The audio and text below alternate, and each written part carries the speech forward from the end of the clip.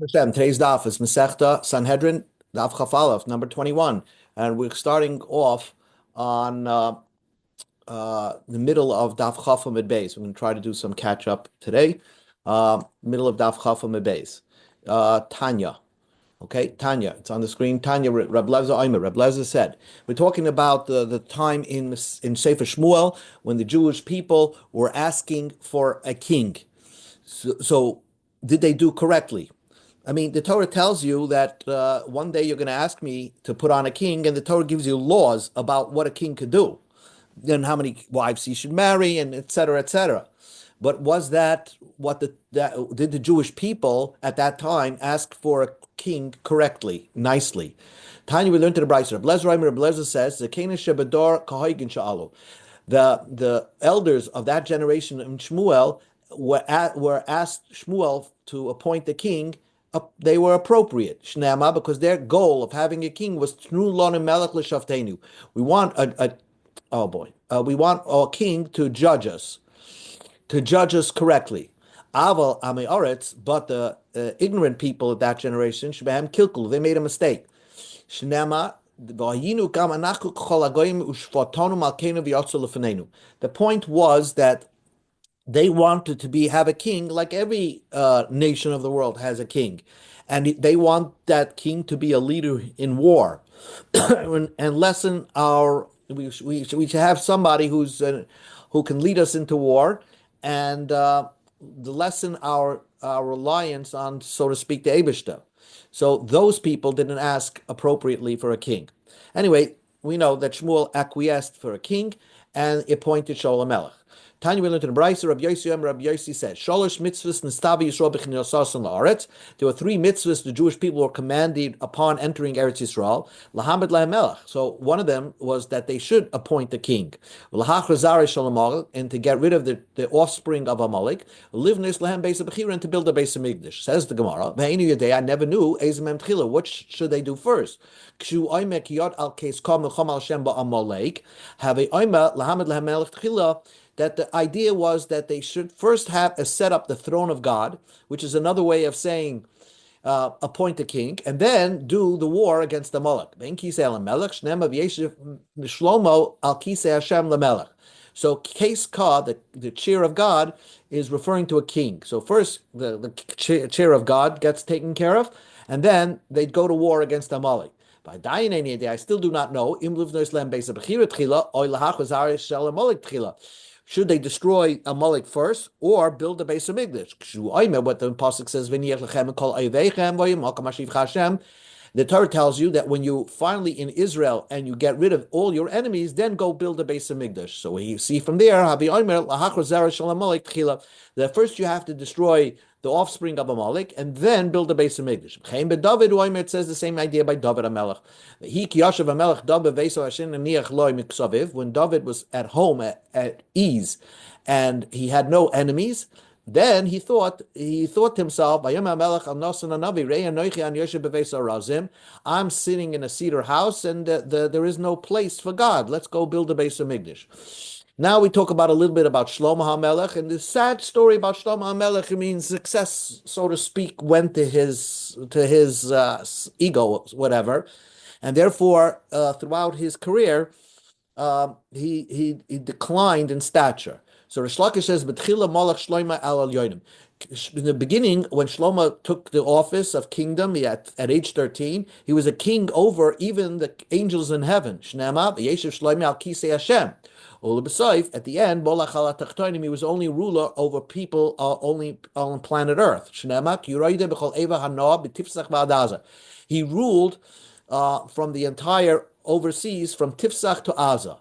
Now, where's Tifsach and where's Aza? Rav Shmuel Chad Omer Tifsach M'Soif Oilam Aza B'Soif Oilam. They're both on 2 ends of the planet, and therefore he ruled over from one end of the world to the other end of the world. Tifsa and Aza are right near each other. And the pasuk is telling you, Kashem Shamalach al Tifsa v'al Aza, just like he ruled over Tifsa and Aza, which is right near each other, so it's so easy to control. Kach Molach al Kol Ha'olam Kulei, so he ruled over the entire known civilization with ease. I mean, he had nobody, no real threats. Ulusaif, at the end of his kingdom, Loimolech al Yisrael, he was only a ruler over Jewish people. Shnema, Ani Kehelas Ayisi Melech al Yisrael. I'm just the king of the Jewish people. Ulusaif, Loimolech al Yerushalayim. In the end, he wasn't even a king over the Jewish people, he was just a king of Jerusalem. Shnema, Divri Kehelas ben David Melech Yerushalayim. Ulusaif, at the end, Loimolech al Mitasei, he was only on his bed.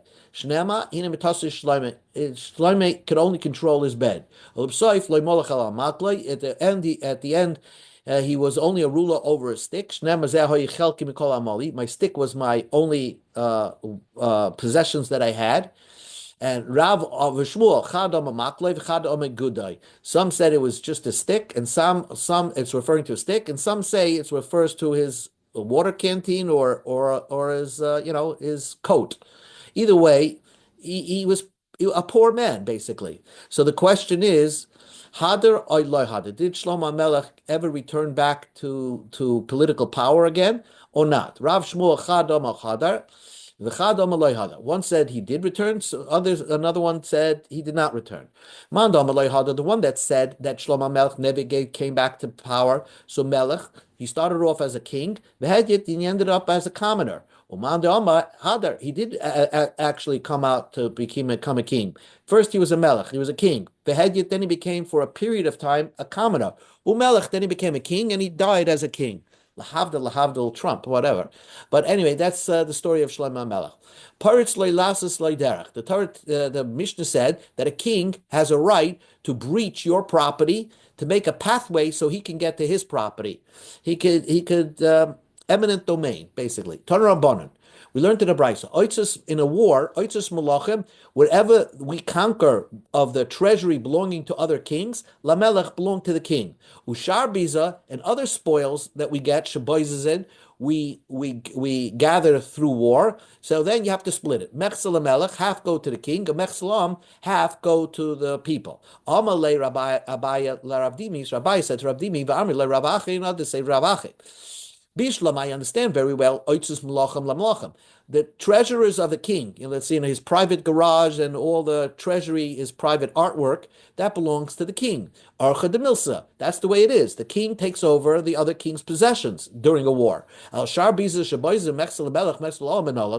you know the other spoils of war that you get from the common people that is split equally to the king and to the people that went to war? Answers the Gemara, the Ksiv, because it's our success, we go to Daf Chaf Aleph Amar Aleph. The Ksiv, the pasuk says, "Vayimshach Lashem lenogid, Vayimshach Lashem lenogid, Vayimshachu Lashem lenogid uletzadik." They made Shlomo Melech to be the ruler, Nagid, and they also established at that time that Tzaddik should be the Kohen Gadol. Tzaddik should be the Kohen Gadol. So Makshish, it really links Nagid, the kingdom of Shlomo, Tzaddik, to the king, to the being a Kohen Gadol. Tzaddik, just like by Tzaddik, Mechzeloi, Mechzel le'echchiav. When they split the lechem upon him, those 12 loaves, so 6 of those loaves belong to the Kohen Gadol, and 6 get split up to the other Kahanim. Afnagid, so the same idea is with the king. Mechzeloi, in spoils of war, half belong to him, and half belong to his brothers. V'tzadik gufa minolan, and how do you know a Kohen Gadol gets half the lechem upon him, half of those 6 loaves of bread, which are exchanged each week from the lechem upon him? The Torah tells you from the lechem upon him, they belong to Aaron and his children. Mechzel Aaron, half the 6 loaves belong to just Aaron. Mechzel and the other half belong to his kids. Now we go to the Mishnah. Mishnah elaborates on the pasuk. A king is not allowed to have too many wives. So the Mishnah says that a king is allowed to have up to 18 wives. Rabbi Yehuda says, now the Torah tells you that he should not have wives, too many wives, and the Torah gives you a reason. And the reason is because they're going to steer his heart away from being religious. So that's what the implication is. So that's why you shouldn't have too many wives, and the Mishnah says is 18. What happens is if he has 18 tzedekis, Rebbitzins, is that included? Can he have more? Rabbi Yehuda, he's allowed to have more wives than 18, not a Rasha, for certainly, even one Rasha he should not have, but also a plain women, not established tzedkaniyos, then he can have up to 18. But If he wants to have many wives, he has and more than 18, they have to be like rebbetzins, like special women. They shouldn't turn his heart away. So Rabbi Yehuda says, don't take the pasuk literally. You have to understand. You take the pasuk literally. If the Torah tells you that the reason why you're not supposed to have too many wives is the Torah gives you the reason. So if the reason doesn't apply, you could override what the Torah said. So you can have a tzedekis of a wife, and you can have more than 18. Rab Shimon says you can't have one. If it's a Russia and she turns your heart away, you should not marry her. So in came lo manema lo yarba lo nashim. So then, why does the Torah say don't have too many wives? Even if they're such tzidkanias like Abigail, you should not have more than 18. So Rab Shimon says you take the pasuk literally, even though the Torah gives you a reason of lo yaser slavavai, leave that out. The Torah tells you lo yarba lo nashim, don't take too many wives. So it doesn't matter. Rab Shimon says what type these wives are. Even they're tzidkanias, you're not allowed to have too many. So the Gemara says, Rabbi Yehuda Darsh Talmud Bavli. Rabbi Yehuda is the one that tries to figure out the reasoning of the mitzvahs. Rabbi Shimon Darsh Talmud Bavli. Rabbi Shimon does not try to figure out. He takes the Torah literally, the way the Torah tells you. That's what you have to follow. We find just the opposite. The Torah tells you that you should not take a mashkan. If you lend money to a lady who is a widow, you should not take a mashkan. So it's obvious that the reason is that if you take a mashkin from a widow that's poor, then the Torah will require you to return that mashkin every night, and then you're going to come in and out of the woman's house, and you're going to give her a bad name. So that's why for a woman who's a widow, you don't take a mashkin, a collateral, but security. But what happens if it's a rich woman, which you can take a mashkin and not go there every night? So the Tanya, Rabbi Yehuda takes the pasuk literally. You don't give a reason. Benchi almana, a widow. Benchi aniya, benchi ashir, whether she's poor or rich, ain't ma mashkin and I say. You don't take a mashkin from her. You can't take away her nice dress. Shnema loisachbel begad almana. Divrei Rabbi Yehuda. You don't take away the clothing of an almana for a mashkin, for a loan. And these are the words Rabbi Yehuda. Rabbi Shimon says not so. Ashir, if it's a rich woman, she has other clothing. Mamashkin and I say, you're allowed to take a mashkin. Aniya ain't a mashkin. For a poor woman, you don't take a mashkin.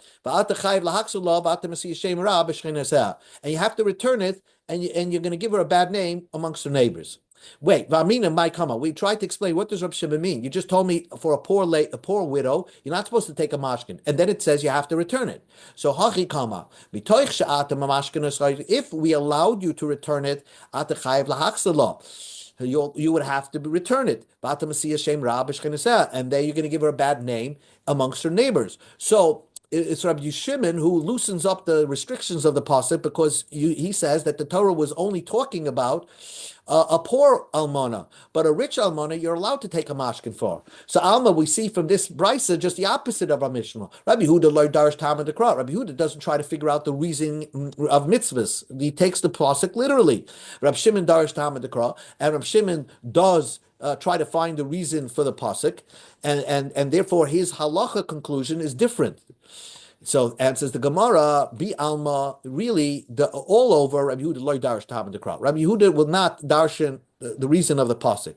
V'shan haka, but by the laws of a king, the reason why Rabbi Yehuda allows you to take many wives, even above the number 18, the mafarish Talmud Bavli. The pasuk does tell you the reason.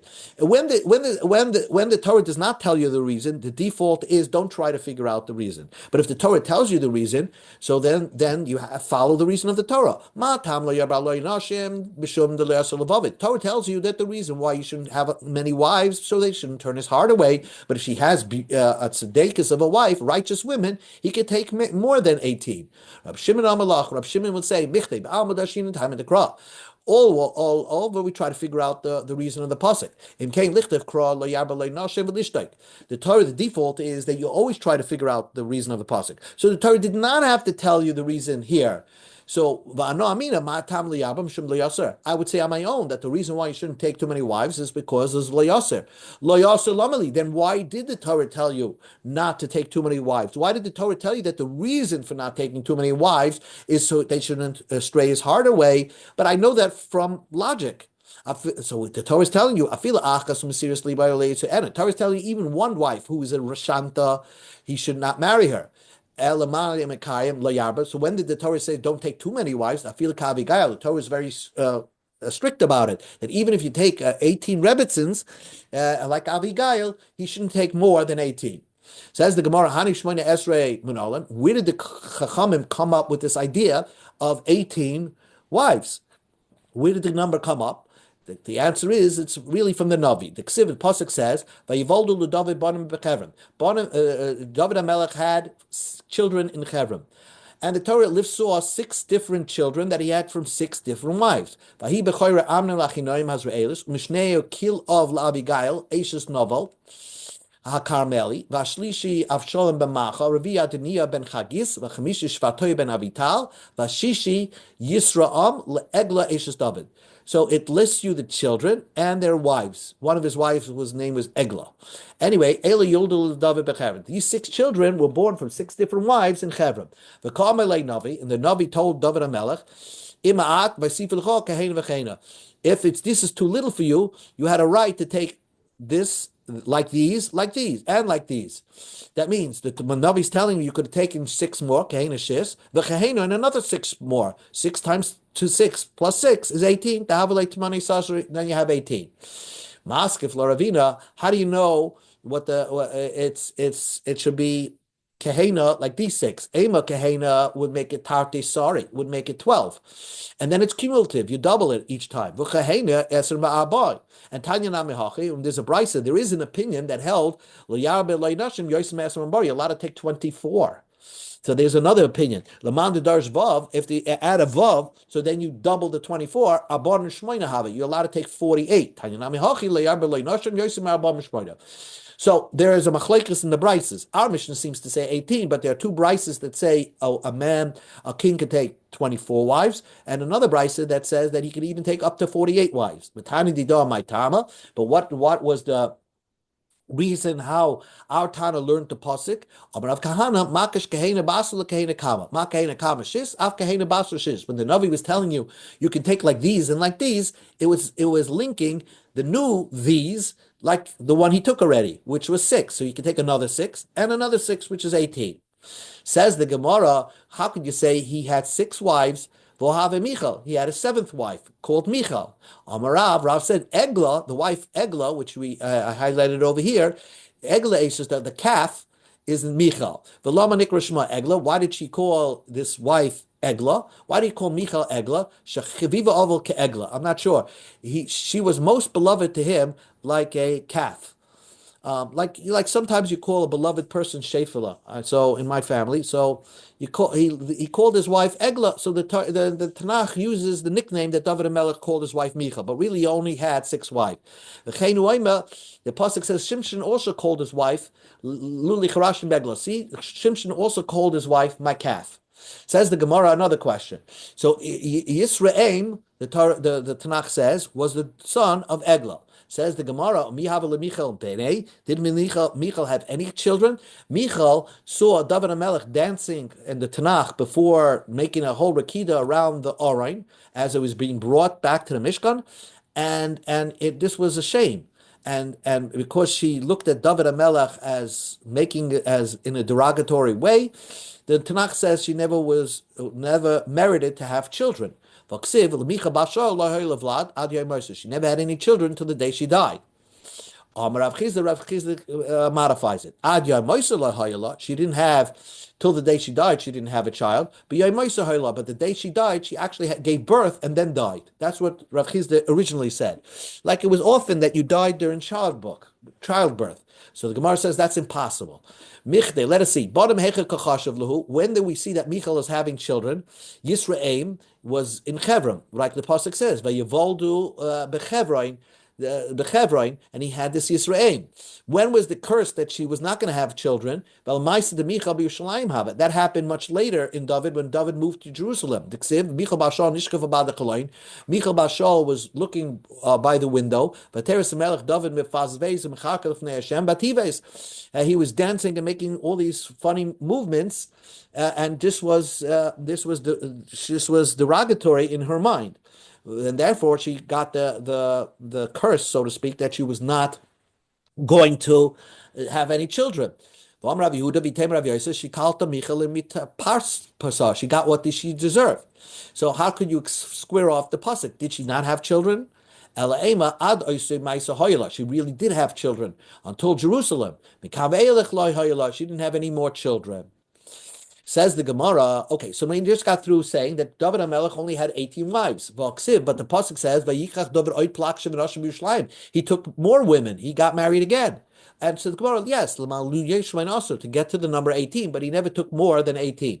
My nashim and my palakshin. What's the difference between a wife and a pilegish, a concubine? Nashim b'ksuba kedushim. Nashim you marry with a ksuba and a kedushin. Pilakshim b'lei ksuba le kedushin. They just live with each other. They're like partners, but it's without ksuba and without kedushin. Rav Yehuda Amarav. Rav Yehuda said in the name of Amarav. Arba Meis Yiladim Hayla David. V'kulam b'nei Yefas Haya. Wow. David HaMelech had 400 children. Very hard to imagine, but they were just the daughters of the sons that he had relations with a Goyish lady that he was Megayer. The Yefas Toyer story, the captured woman that you find in Parshas Kitzeitze. So it's maybe these were his own children or from his army's children, and he raised them. And the bottom line is, David raised a lot of Goyish children in his house that were really Jewish because their mother had to be Megayer in order for them to, have relations with a Jew or relations with himself. And these people were had Goyish genes in them. Umagadli beluri yisari. They grew their hair in a Goyish way with curls. The kulam yayish b'kraynish azov. They were all related to the king, so they sat in golden chariots. Umahalchem barashe gaisus haya. They went out to war at the head of the legions. The heim haya baalei greifim shel beis David. These were the strong men, the secret service of the house of David. Rav Yehuda says, Tamar, one of the daughters of Tanakh is Tamar. Tamar was Bas Yefas Torah, was the daughter of a Yefas Torah. So she really had a Goyish mother. Shenema, and remember, the story describes how one of her brothers, which is another son of David, Amnon, had sexually assaulted her. And that's what the Tanakh describes it. Shnema va'ata dabana melech. When she tried to ward off the assault, she told this Amnon, "Why do you have to do it by force? Ask David, and he'll allow us to marry brother and sister." Frankly, if Tamar was a real daughter of David HaMelech through a marriage, would her brother be allowed to marry her as a sister? She was the daughter of a Goyish lady, and therefore she was not considered related to Amnon, and therefore they could have done it the legal way and having a marriage. Amnon ben Shimi ben Achi David ish chacham. Amrav Yehuda Amarav ish chacham l'risha. There was Amnon had a friend called Yonadav, and he was a smart person, but an evil person, smart in evil ways. There are people who are smart to perform evil, and this Yonadav was an evil, and he gave the advice to Amnon, if you want to sexually rape Tamar, pretend that you're sick, have her make food in front of you because you're sick, and they're going to allow it, and then you can rape her. And then the pasuk is to describe that after Amnon sexually assaulted his sister, he hated her. So we're going to describe these pasukim in Tanakh. Yonadav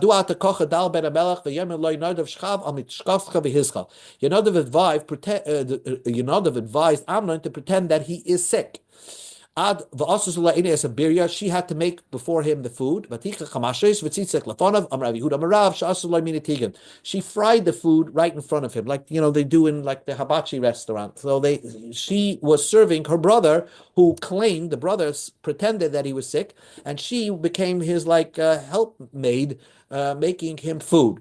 And then he assaulted her. And then after the assault, he hated her. My Tama, why did he hate this girl? He became sterile because a hair wrapped around his aver, his organ, and it made him it ripped apart his organ. If it happened by itself, why did he hate her? Why would Amnon hate her?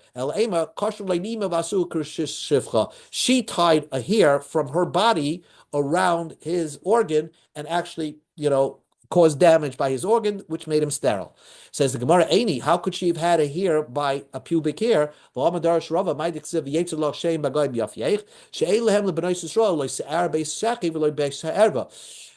Jewish girl does not have strong pubic hair. She doesn't have hair at all there. So the Gemara says that's the point. Shani Tama the Basi Fas Toyer Hava. She was not a Jewish girl. She was not from originally a Jewish girl. She was from a Yefas Toyer, a Goyish girl. At that time, after this story, the scandal happened, and it was all over the newspapers, they made a new protection fence in that hour. Amru, people were saying, "Livnois melachim kach, livnois hadyosis alachas v'kama v'kama. Im lutznuas kach, leprutzos al kachas kama v'kama." If such a thing can happen to the daughter of the king, and for a modest girl like Tamar, it can happen to anybody. This kind of sexual assault among siblings, stepbrothers. Amar Rav Yehuda Marav, Gazru. At that time, they made the gzeira al hayichud val pnuya that you shouldn't be alone with a married woman and a single girl. Says the Gemara, Yichud, be alone with a married woman. Diraisi, that's also Minatorah. The Amar Rabbi Yochanan Mishum Shimon Stodik, Remez Lichem Minatorah Menayim, Shnema, Kiyisis Chicha Ben Imecha, that the Chi Ben Ein Meis Ben Av Ein Meis, Allah Mecha Ben Misachar, Imoi Ben Acha Misachar in Kolorayus Mish Torah. The Torah, you have to look at the pasuk, but there's a remez in the Torah that a son could be alone with his mother. But nobody else could be alone with his mother, because that would be the Isser of Yichud. So Isser of Yichud was already established in the Torah that you're not allowed to have be alone with a married woman. So why did that come to light during the story of Amnon and Tamar? Let us say Gazru al Yichud de Pnuya. They made a gzeira on being alone with an unmarried girl. And then they eventually made a gezerah not to even be have yichud even with a goita, with a non-Jewish girl. Anyway, Adoniya ben Chagas Masasi Leimar Ani Emach. There's a pasuk says Adoniya said had his ego built up, and he said, "I'm going to be the king." Amar Rabbi Yehuda Marav Melamed Shibikish Lahomay V'Leilamti tried to put the crown of David HaMelech on his head, and it didn't fit because the shape of David HaMelech's head had a ridge in the middle, and somehow the crown would not fit on his head. And to show that he's the king, he had 50 people running before him. He had a whole Secret Service group running before him. So, being at the worst, Adoniyahu is the son of a king, so he's a prince. So the Gemara asks, "My Ravusa, what's the big novelty that he had 50 people running before him? Every prince would have 50 people running before him." The people that were his running guards were people who had their spleens removed and their nerves, taken out of the bottom of their soles, so they could run on thorns and run on rocks and not feel anything. And by taking out their spleens, they were able to somehow run longer periods. So they were, bionic men, so to speak. So that was the proof that he wanted to be the king, and he had these specialized men running all around him. Adinayahu. He tried to make a coup in David HaMelech's kingdom. Now we'll stop in 2 more minutes, and then we'll stop. He's not allowed to take too many horses. Only enough for his military. he's not allowed to have too much money in his treasury, to keep his staff going, his military staff going. The Kosev lay Sefer Torah l'shmoi, and a melech is supposed to write his own personal Sefer Torah. When he goes to war, he takes his own personal Sefer Torah. Nichnas hu machnise imay. When he comes in to his house, he brings his own Sefer Torah. Yoshe Bedin, if he's sitting in judgment as a judge, we learned that Malchi Yehuda could be a judge. He has to have a Sefer Torah always with him. Mesev, when he sits down to eat, he the Sefer Torah is right near him. Again, the whole idea of having a Sefer Torah is that he should not become haughty, and if he has a problem, he should look into the Torah. The Torah tells you that a king should have a Sefer Torah, so he should be able to read it his entire life. One more piece. Tana Rabbanan, the rabbis taught. He's not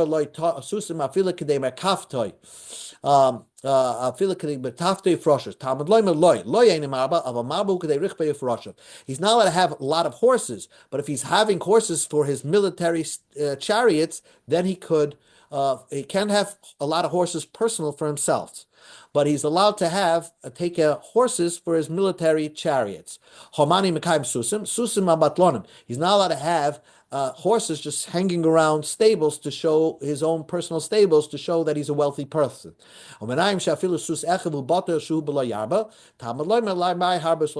If he has one horse that's not doing anything in his stable, then he's over the lav of lo yarba lo sosim. He's having too many horses. Now that we know that the Torah emphasizes that even one horse he gets an avera, so why does the Torah say he's not allowed to have too many horses? Even one extra horse is already no good for the king. And says the Gemara, lava on every extra horse that he has, he gets a special license. So if he has 5 extra horses, he's over 5 lav. He's not allowed to have one extra horse doing nothing in a stable.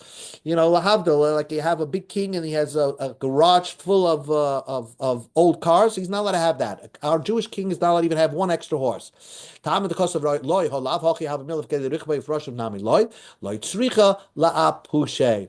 Okay, that this comes to teach you that he's not allowed to have.